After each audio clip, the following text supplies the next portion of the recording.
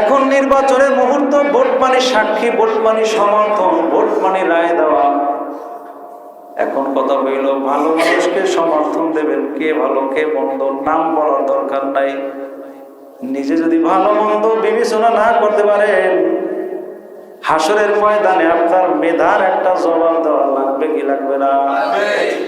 নির্বাচন মুহূর্ত, টাকায় বিক্রি হয় গরু ছাগল, টাকায় বিক্রি হয় বর্তমানে কুকুর, টাকায় বিক্রি হয় 2000 3000 টাকা একটা বিড়ালও বিক্রি হয়, ঠিক না? মুসলমান বন্ধু, টাকার সামনে নিজের বিক্রি করা যায় না। ভোট একটা আমানত। ভোট কি আমানত? কোরআনের তাফসীরে লিখেছে পাকিস্তানের বড় একজন মুফতি শফি রহমাতুল্লাহ আলাইহি, উনি বলছেন ভোট মানে সাক্ষী, ভোট মানে রায়, ভোট মানে আমানত, ভোট মানে ভালো প্রার্থী নির্বাচন করা। তোমার একটা ভোটে মানুষ জাহান্নামেও যাইতে পারে, আবার একটা ভোটের কারণেও জান্নাতেও যাইতে পারে, ঠিক না? এখন কথা কি, ভোট দিলে যে জান্নাত পাইবে এমনটা না, আবার আরেকখানে ভোট দিয়ে যে জাহান্নাম পাইবে এমনটা না, নিশ্চয়তা নাই। ভোটের মাধ্যমে এরকমের গুনাহ হইতে পারে। উদাহরণস্বরূপ একটা লোক বলে আমি চুরি করার জন্য নদীর ওপার যাব। এখন আপনি নৌকা চালান, আপনার কাছে ভাই আমি একটু ওপার যাবো চুরি করতে, আমি একটু আমার ওপার দিয়ে যাইবে চুরি করতে। যদি আমি ওপার ওনারে দিয়া, এই চুরির গুনাহ আমার হইবে না? কতক্ষণ হইবে? আমি তো তাকে ওপার দিয়ে আসতেছেন। এখন যদি দেখেন কোন মানুষ, কোন ব্যক্তি চুরিতে 3 বার 4 বার ফার্স্ট হয়, এরপর আপনি তাকে ভোট দিলেন, কি আপনার চুরির গুণ হইবে না? হবে। তুমি ভোট দিয়ে তাকে বানাইলা, ওই ব্যক্তি তো টয়লেট চুরি করছে, সরকারি টয়লেট চুরি করছে, বানায় নাই কিন্তু আইনে খাইয়ে লাগছে, আছে না নাই? রাস্তা দেশে 16 ফুট করছে 14 ফুট, খাইছে কয় ফুট? 2 ফুট রাস্তা রেখে লাগছে। আপনি যারা বানাইয়া হয়েছেন, এই ব্যক্তি যদি এই গুনাহ করে, আপনার গুণের অংশ পাইবেন না? অবশ্যই এই গুণের অংশ আপনার আমলনামায় যাইবে, এটা গুনাহে জারিয়া। আবার অনেকে আছে নির্বাচনের আগে টুপি মাথা থেকে সরায় না, আছে?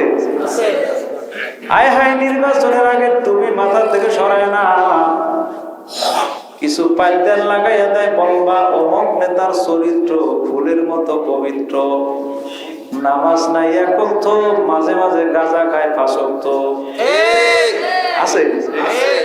এরা আবার স্লোগান দেয় মাদক নিয়ন্ত্রণ করবো, কিন্তু নিজে খাইতে খাইতে ওর কালো হয়ে গেছে, আছে না নাই? যেই ব্যক্তি মাদক খায়, এ জীবনে মাদক নির্মূল করতে পারবে না। যেই ব্যক্তি চুরি করে, এ কি চুরির বিচার করতে পারবে? পারবে না। এটা হলো নিয়ম। আবার বলে আমরা ইনসাফ কায়েম করব, নিজের মধ্যেই তো ইনসাফ নাই, এরকমের আছে না নাই? আবার যারা কর্মী, এরাও জানে না নেতার চরিত্র, নেতার দ্বারেও যাইতে পারে না, এরা বলে আমার নেতার চরিত্র ফুলের মতো পবিত্র। তুমি যে নেতার চরিত্র সম্পর্কে সার্টিফিকেট দিলা, তুমি জানো না নেতার চরিত্র মানুষের সামনে একরকম, মানুষের আড়ালে হলো অন্যরকম, আছে না? মানুষের সামনে আল্লাহর ওলি, আর মানুষের অন্তরালে গেলে আমাদের সামনে আল্লাহর ওলি, আমাদের পিছনে গেলে শয়তানের খেলা দেবো, আছে না নাই? এই জন্য বলে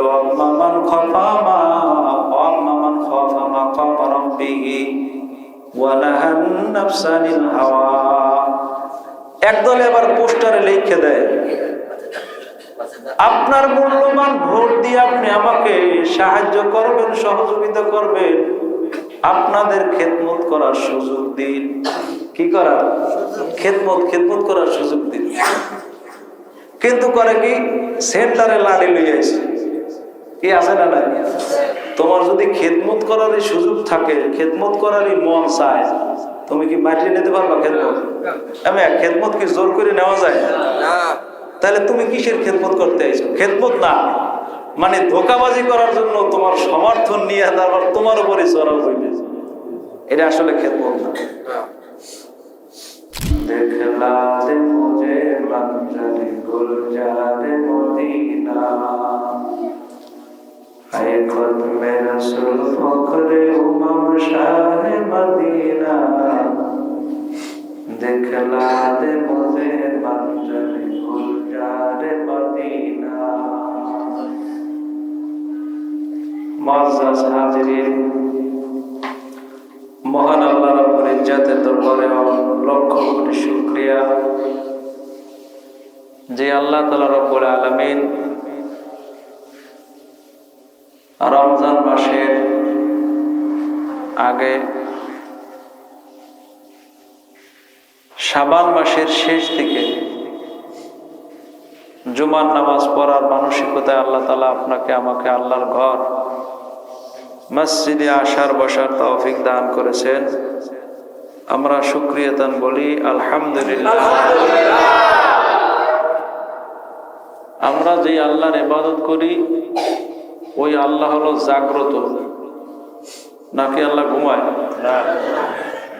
আল্লাহ বলছেন লা তাখুযুহু সিনাতু ওয়ালা নাওম, আমি আল্লাহর ঘুম নাই, নিদ্রা নাই, তন্দ্রা নাই। আছে?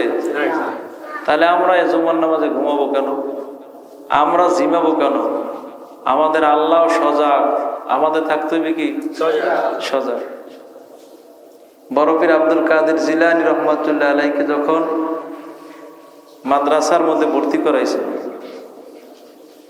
তো হুজুরকে যখন হুজুর পড়াইতেছে ছাত্রকে, বড় পীর সাহেবকে পড়ায়, বড় আলিম, তো হুজুর বলে যে আলিফ যে পড়ব হুজুর, আলিফটা খাড়া কেন? এটার প্রশ্নের উত্তর আগে দিতে হইবে। সুবহানাল্লাহ। হুজুর বেদিক, আরে আলিফ খাড়া কেন আমি নিজে জানিও না আর শুনিও নাই কোনোদিন, এই প্রশ্নই শুনি নেই। তো বড় পীর সাহেবের কয় তুমি বলো।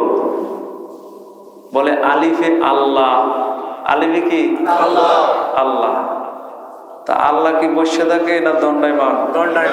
মানে সে হলো যে সব সময় সব দেখে, ঘুমায় না, জিমায় না, তন্দ্রা নাই, বসা নাই, শোয়া নাই, সব সময় দণ্ডায়মান।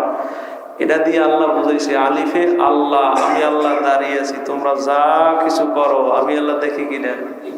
এই জন্য আলিফ কি আল্লাহ, খাড়া হয়েছে আলিফ। এই বড় পীর আব্দুল কাদের জিলানী এরপর হুজুর পড়ায় বিসমিল্লাহির রহমানির রহিম, এও পড়তে আছে। এভাবে পড়তে পড়তে পুরো কোরআন শরীফের 18 পর্যন্ত 18 পারা সব পড়ে বলেছে। হুজুর বেদিক উস্তাদ কয় ঘটনা কি, তুমি এটি পড়লা কিভাবে? বলে আমার মা 18 পারা কোরআনের হাফেজা ছিলেন, 18 পারা তার ছিল মুখস্থ। রাত্রে একবার পড়তে, দিনে একবার পড়তে। রাত্রে তাহাজ্জুদের নামাজে 18 পারা পড়তো, দিনের বেলা রোজা রাখে 18 পারা কোরআন পড়তো। আমি মায়ের গর্ভে বসে এগুলো মুখস্থ করে বলেছি। আল্লাহ কি ঘুমায়? জিমায়? লা তাখুযুহু সিনাতুন ওয়ালা নাওম। আমরা এক আল্লাহর ইবাদত করি যিনি একা খাওয়ান, একা রিজিক দাতা, একা হায়াত দাতা, নাকি? কিন্তু হিন্দুদের মধ্যে পুজো আছে গণেশ, শীতলা, সরস্বতী, লক্ষ্মী, দুর্গা, মনসা, কালী, আছে না নাই? এরা মনে করে যে এক একটা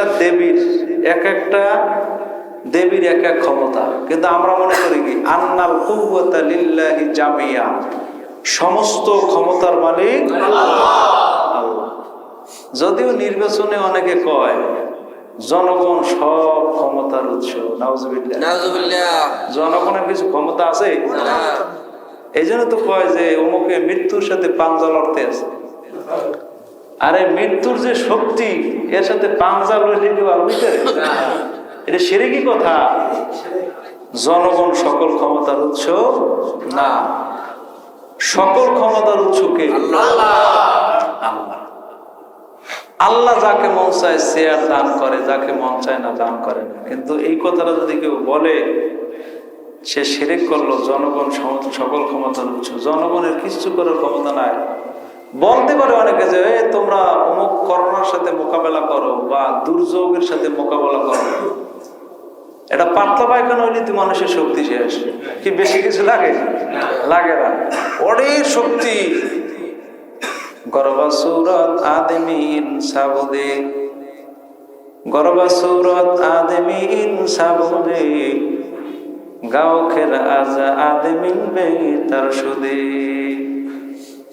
আবু জেহেলের শক্তিতে দুনিয়া কাঁপতে, আবুল আহাবের কত শক্তি, ফেরাউনের কত শক্তি। এখন ফেরাউনের লাশ মিশরের জাদুঘরে আছে, জাদুঘরে। ওর গায়ে যদি এটা মশাও পড়ে, ও তাড়াইতে পারবে? কি মাছি তাড়াইতে পারবে? শক্তি শেষ। কারণ ও নিজে শক্তির উৎস না, শক্তির উৎস আল্লাহ। আল্লাহ যখন শক্তি নিয়ে গেছে, এখন আর কোন শক্তি তার নাই। দুনিয়ায় কোনো মানুষ চায় না মানুষের চোখের পাওয়ার কমে যাও। কোনো মানুষ চায় না চোখের ভুঁড়িটা সাদা হয়ে যাক, চুলটা সাদা হয়ে যাক। কিন্তু সময় যখন আসে, চুলও সাদা হয়, ভুরু সাদা হয়, শরীরের শক্তি কমায় কে? আল্লাহ। তুমি যদি সকল ক্ষমতার উৎস হও, তোমারটা কমে কেন? অতএব সকল ক্ষমতার মালিক আল্লাহ। আল্লাহু লা ইলাহা ইল্লা হুয়াল হাইয়ুল কাইয়্যুম।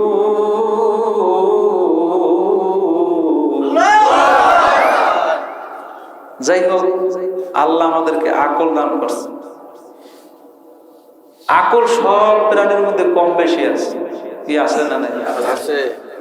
যেমন ছাগলে ঘাস খায়, বৈদ্যুল তো খায় না, কারণ ও জানে ওটা ওটা পেটের মধ্যে গেলে ওটা একটা জ্বালা যন্ত্রণা আছে। কি আছে না নাই? কিন্তু গরুতে যখন খায়, কিসের লতা পাতা সব নিয়ে পেটের মধ্যে ঢুকিয়ে দেবে, কিন্তু রাত্রে আর ঘুমাইতে পারে না। ঘুমাইতে পারে না কি জন্য? ওই আমার বাইর পিঠে চালান লাগে, কারণ ওটা হজম হয় না, ঠিক না? ছাগলে খাওয়ার সময় হিসেব করে খায়, বেশি খায় না, 4-5টা পাতার মধ্যে একটা খায়, কারণ ওই যেন রাত্রে ঘুমাইতে পারে। এই জন্য ছাগল সন্ধ্যাকালে ঘুমাই পড়ে, কোনো টেনশন নাই। কিন্তু রাত্রিবেলা তাহাজ্জুদের সময় করে আল্লাহ এমনি এমনি জাগাই দেয়, ওই সময় আল্লাহর তাসবিহ তাহলিল পাঠ করে। গরু বাঁচছে না খাওয়ার কারণে, ও হারা রাত ঘুম থেকে চাওয়ার লাগে, কারণ পেটের মধ্যে যন্ত্রণা শুরু হয়ে গেছে। এরা লতা পাতা যেগুলো খাওয়া ঠিক না, খাইছে ও একসাথে, খালি পাইছে আর খাইছে। এই জন্য মানুষকেও আল্লাহ বলছে খাওয়ার সময় হিসেব করে খাও, কারণ ওই খানা তুমি হিসেব করে না খাইলে ওইটা শরীরে দিয়ে পোড়া হইবে, তখন যন্ত্রণা করবে। কি করবে কি করবে না? মান রাআ মিনকুম মুনকারান ফালিয়ুগাইয়িরহু বিয়াদিহি ফাইন লাম ইয়াসতাতি ফাবিলিসানি ওয়া ইন লাম ইয়াসতাতি ফাবিকলবিহি যালিকা আযআফুল ঈমান। আল্লাহ তোমার এমন একটা আকল দান করেছে, সবার আকল এক না, সবার জ্ঞান সমান না, সবার আকল কিন্তু এক না। যখন আল্লাহর হাবিব ফরমান, যখন তোমরা গর্হিত কাজ দেখবা, খারাপ কাজ দেখবা, মান রাআ মিনকুম মুনকারান ফালিয়ুগাইয়িরহু বিয়াদিহি, হাত দিয়ে বাধা দাও। অন্যায় কাজ দেখছো, হাত দিয়ে বাধা দাও। যখন দেখো হাত দিয়ে পারো না, অন্তর দিয়া পরিকল্পনা করো কিভাবে ভালো মানুষ বানানো যায়।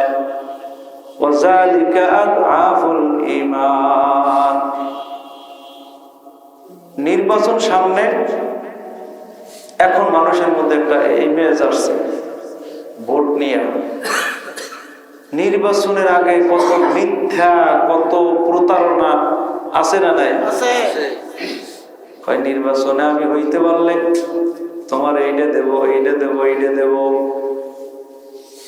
নির্বাচনে হইতে পারলে তোমার কিছু যা চাওয়া লাগবে না, আমি এমনি এমনি তোমার দিয়ে দেব।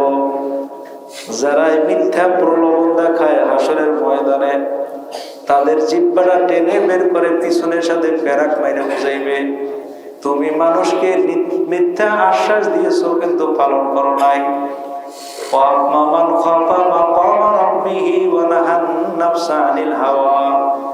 আজকে আমার কাছে তুমি দণ্ডায়মান হয়েছে, এখন তোমার বিচার হবে। এই জন্য যারা ভোট দেবেন, ভোট একটা আমানত। ভোট কি আমানত? কোরআনের তাফসিরে লিখেছে পাকিস্তানের বড় একজন মুফতি শফি রহমাতুল্লাহ আলাইহি, উনি বলছেন ভোট মানি সাক্ষী, ভোট মানি রায়, ভোট মানি আমানত, ভোট মানি ভালো প্রার্থী নির্বাচন করা। তোমার একটা ভোটে মানুষ জাহান্নামেও যাইতে পারে, আবার একটা ভোটের কারণেও জান্নাতেও যাইতে পারে, ঠিক না? এখন কথা কি, ভোট দিলে যে জান্নাত পাইবে এমনটা না, আবার আরেকখানে ভোট দিয়ে যে জাহান্নাম পাইবে এমনটা না, নিশ্চয়তা নাই। ভোটের মাধ্যমে এরকমের গুনাহ হইতে পারে। উদাহরণস্বরূপ একটা লোক বলে আমি চুরি করার জন্য নদীর ওপার যাব। এখন আপনি নৌকা চালান, আপনার কাছে ভাই আমি একটু ওপার যাবো চুরি করতে, আমি একটু আমার ওপার দিয়ে যাইবে চুরি করতে। যদি আমি ওপার ওনারে দিয়া, এই চুরির গুনাহ আমার হইবে না? কতক্ষণ হইবে? আমি তো তাকে ওপার দিয়ে আসতেছে। এখন যদি দেখেন কোন মানুষ, কোন ব্যক্তি চুরিতে 3বার 4বার ফার্স্ট হয়, এরপর আপনি তাকে ভোট দিলেন, কি আপনার চুরির গুণ হইবে না? হবে। ওরে ভাই, জীবনে আপনি মেম্বার, চেয়ারম্যান, চৌকিদারও ছিলেন না। হাসরের ময়দানে যখন আপনার আমলনামা দেয়া হবে, বলবে মালি হাদাল কিতাব লা ইউগাদিরু সগীরাতাও ওয়ালা কাবীরাতান ইল্লা আহসাহা। আচ্ছা, আমি তো মেম্বার চেয়ারম্যান কিছুই ছিলাম না, কিন্তু আমার আমলনামায় 100 টয়লেট খাওয়ার গুনাহ। কি খাওয়ার গুনাহ? টয়লেট। উদাহরণ কেমনে? তুমি ভোট দিয়ে যাকে বানাইলা, ওই ব্যক্তি তো টয়লেট চুরি করছে, সরকারি টয়লেট চুরি করছে, বানায় নাই কিন্তু আইনে খাইয়ে লাগছে। আছে না নাই? রাস্তা দেশে 16 ফুট, করছে 14 ফুট, খাইছে কয় ফুট? 2 ফুট রাস্তা রেখে লাগছে। আপনি যারা বানাইয়া হয়েছেন, এই ব্যক্তি যদি এই গুনাহ করে, আপনার গুনার অংশ পাইবেন না? অবশ্যই এই গুনার অংশ আপনার আমলনামা যাইবে। এটা গুনাহে জারিয়া। আবার অনেকে আছে নির্বাচনের আগে টুপি মাথা থেকে সরায় না। আছে? আয় হায়, নির্বাচনের আগে টুপি মাথা থেকে সরায় না, কিছু পাইতেন লাগাইয়া দেয়, বলবা অমুক নেতার চরিত্র ফুলের মতো পবিত্র, নামাজ নাই এক ওয়াক্ত, মাঝে মাঝে গাঁজা খায় 5 ওয়াক্ত। আছে? এরা আবার স্লোগান দেয় মাদক নিয়ন্ত্রণ করবো, কিন্তু নিজে খাইতে খাইতে ওর কালো হয়ে গেছে। আছে না নাই? যেই ব্যক্তি মাদক খায়, এ জীবনে মাদক নির্মূল করতে পারবে না। যেই ব্যক্তি চুরি করে, এ কি চুরির বিচার করতে পারবে? পারবে না। এটা হলো নিয়ম।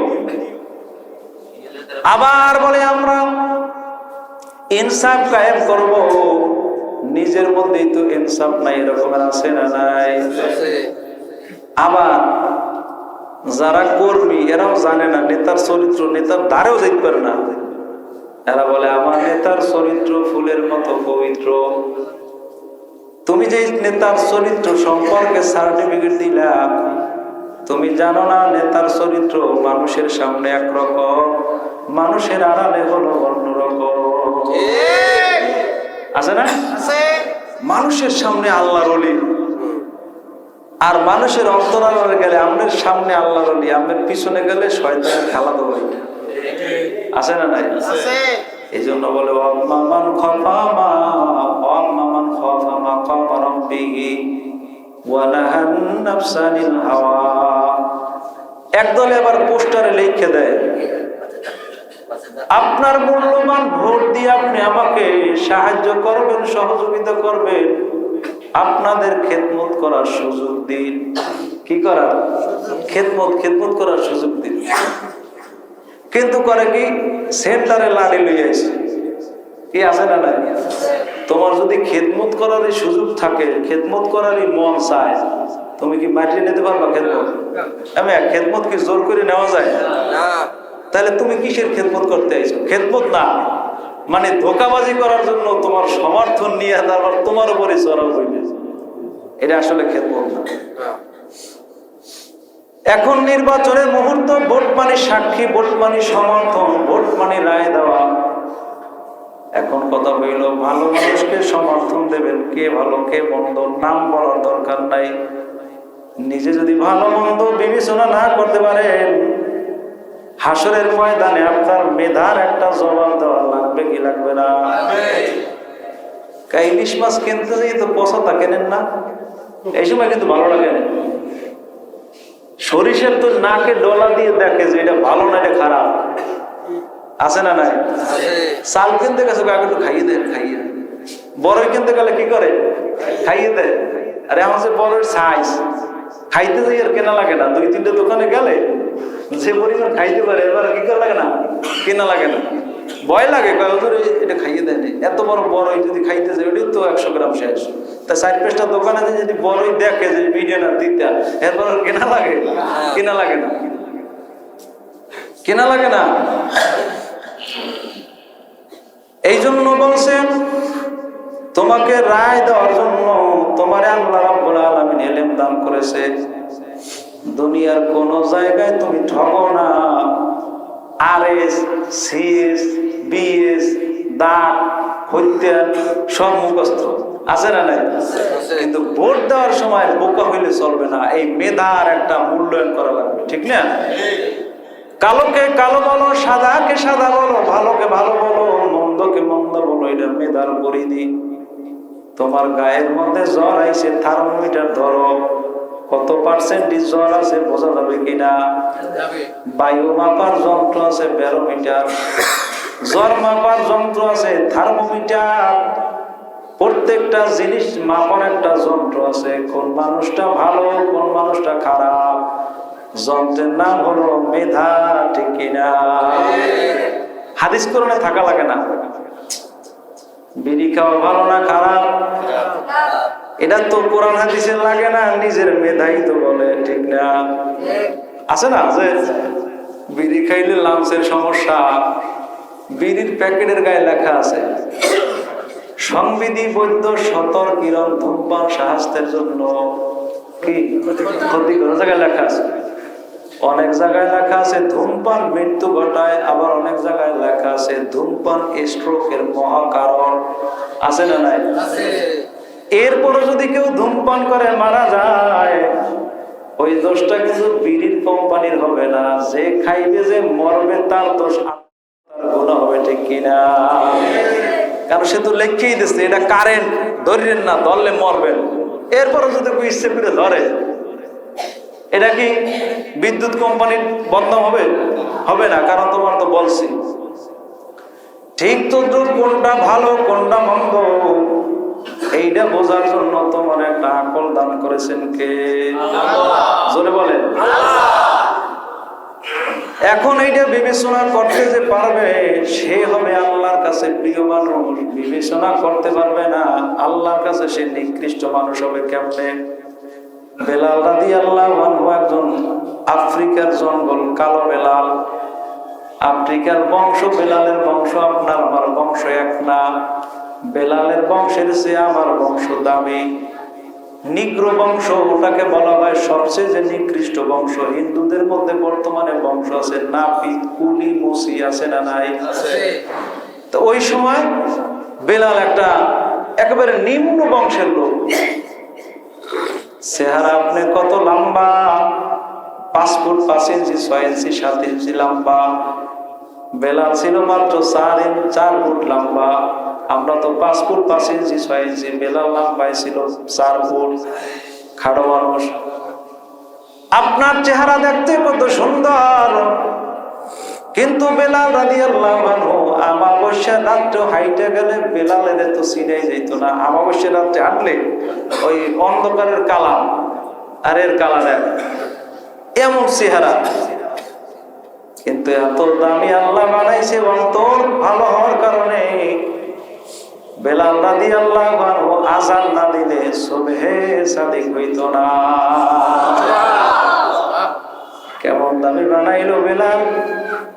আল্লাহ নবীর সামনে আসছে কালেমা পড়ার জন্য, আইসা বলে নবী আমার বংশ নাই, আমার কোন রাজত্ব নাই, আমার বাবা মা দাদা দাদু ছেড়ে আপনার কাছে আসছি, আপনি আমার একটু কালেমা পড়ে মুসলমান বানায়া দাও।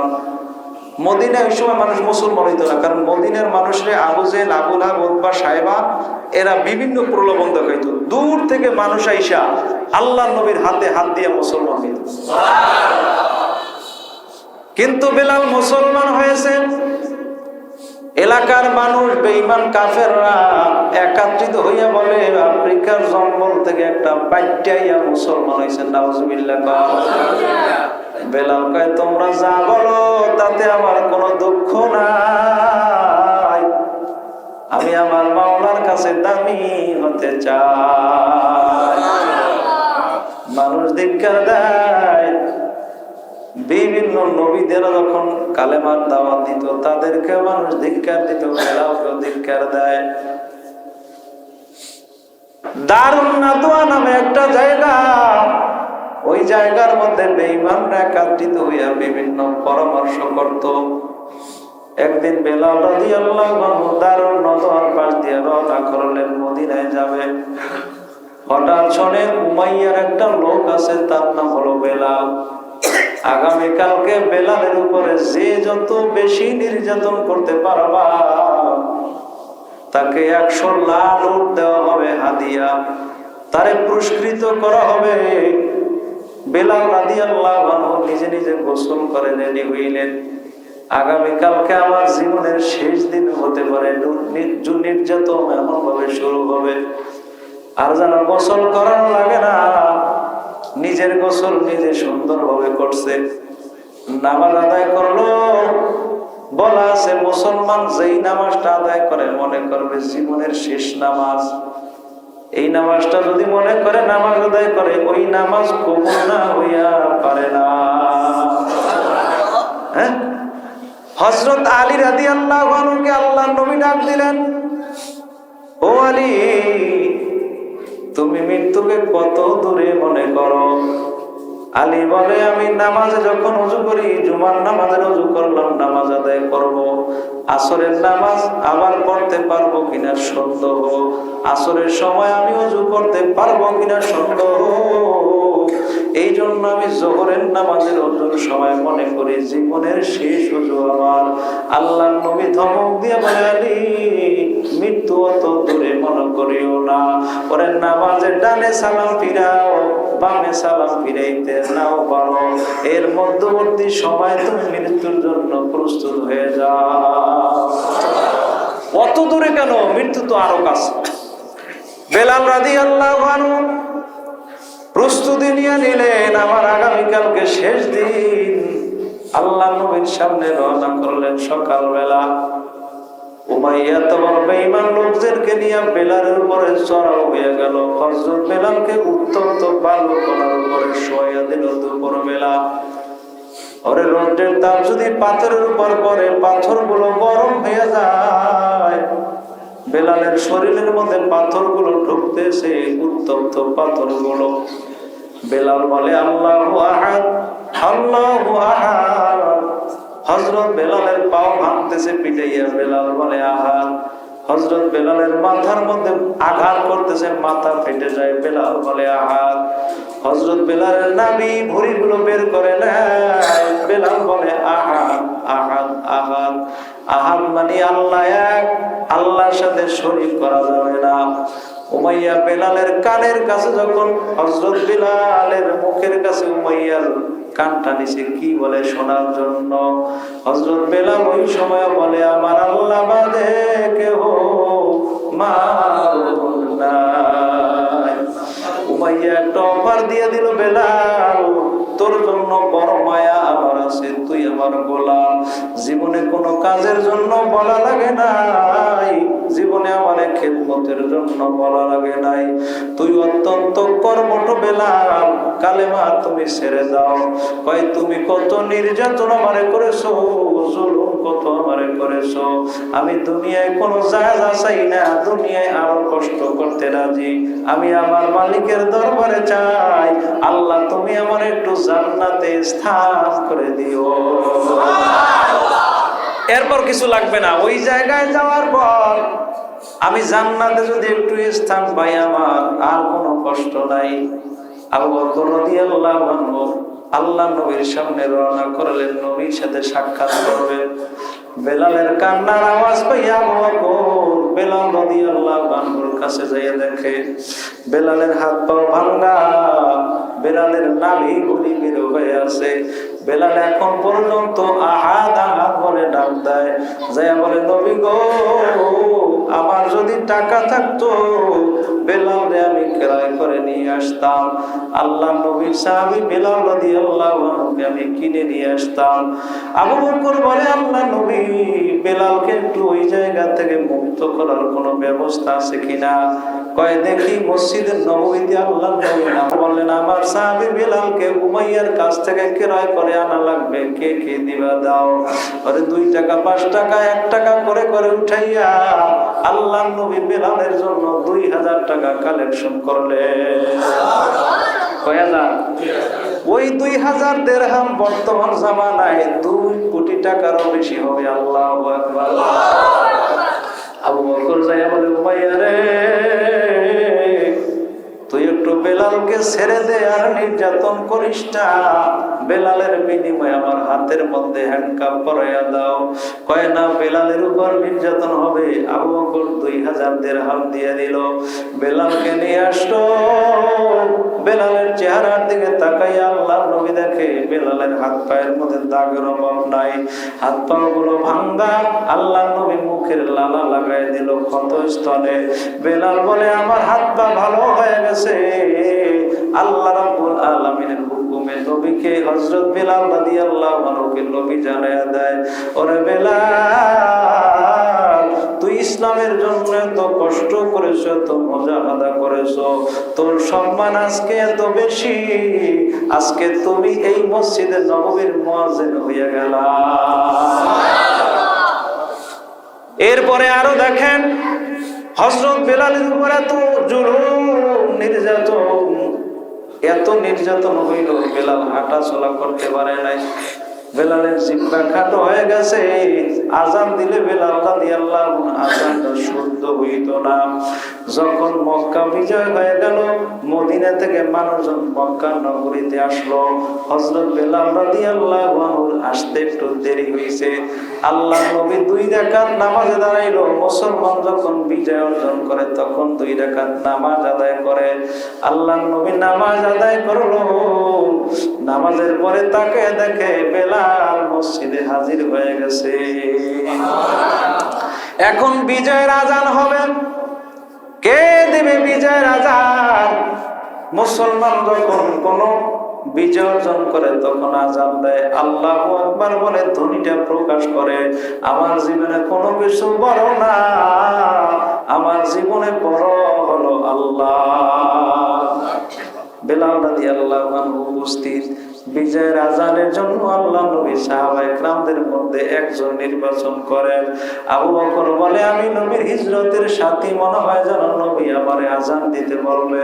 ওমর বলে আমি রাসূলের অত্যন্ত কাছের সাহাবী, মনে হয় আমারে আজান দিতে বলবে।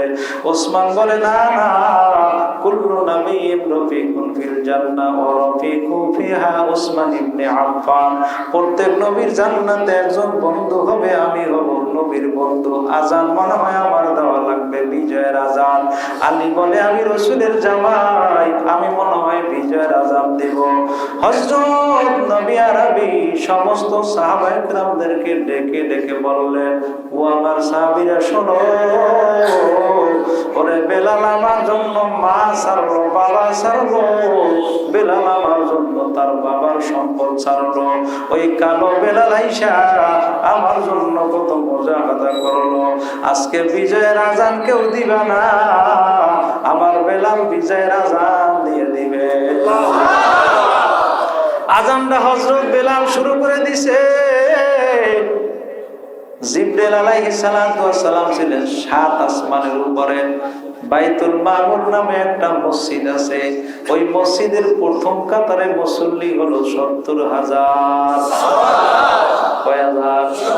ওই প্রথম কাতারে যদি 70,000 মুসল্লি হয়, দ্বিতীয় কাতারে কত হবে? কাতার গুলো কত?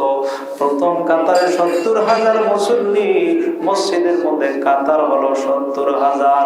সারা দুনিয়ার সব ফেরেশতারা যাইয়া ওই জায়গায় নামাজ আদায় করে। একবার যদি ফেরেশতা কোনো 2 বার নামাজ আদায় করে 2 রাকাত, জীবনে আর ওই যে মসজিদে ঢুকতে পারে না। সুবহানাল্লাহ। ওই মসজিদে আজান দেয় হযরত জিবরাইল। জিবরিল আলাইহিস সালাতু ওয়াস সালাম বলে দুনিয়ার মসজিদে নববীর আযান যখন বেলাল দেয়, ওই বেলালের আযান বাইতুল মামুর মসজিদে আইসা আমি জিবরিলের কানের মধ্যে আওয়াজ যায়। এরপর আমি ফেরেশতাদেরকে নামাজ আদায় করার জন্য বাইতুল মুকাদ্দাসে আযান দেই। বেলালের আযান ধ্বনি ওই জায়গায় চলে যায়। আল বিদায়া ওয়ান নিহায়া কিতাবের মধ্যে ইবনে কাসির রাহমাতুল্লাহি আলাইহি বলেন, আল্লাহর বানানো এই মসজিদে পৃথিবীর সহ জায়গা যত ফেরেশতা আছে, একবার ফেরেশতা ওই জায়গায় ঢুকলে দ্বিতীয়বার আর ঢুকতে পারে না। যে একবার ঢুকবে দ্বিতীয়বার সুযোগ নাই। যে 2 রাকাত নামাজ পড়বে আর জীবনে 2 রাকাত পড়ার জন্য ঢুকতে পারে না। কিতাবের মধ্যে আসছে একবার ঢোকে মানুষ, ফেরেশতারা নামাজ আদায় করে বের হয়, আবার ঢোকে আবার বের হয়, দৈনিক নামাজ চলতেই থাকে। সুবহানাল্লাহ।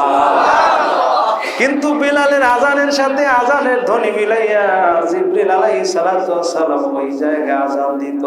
ওরে বেলালের চেহারা ছিল না, বংশ ছিল না, উচ্চতা ছিল না, সৌন্দর্য ছিল না, অন্তরে নবীর মায়া ছিল, ইসলাম পালনের জন্য আগ্রহ ছিল। বেলালের দাম বাড়াইছে কে? আর আমগো মুখে এক, অন্তরে আর এক, কাজে আর এক। এই জন্য আল্লাহ বলেন উলাইকা কাল আনআমি বাল হুম আযাল উলাইকা হুমুল গাফিলুন।